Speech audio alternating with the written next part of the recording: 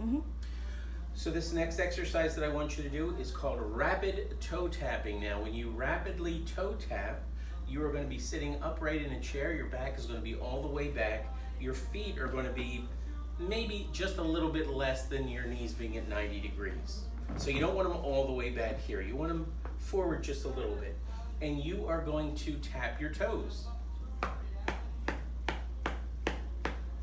Now I want you to do it as fast as you can. Fast as you can. Fast as you can.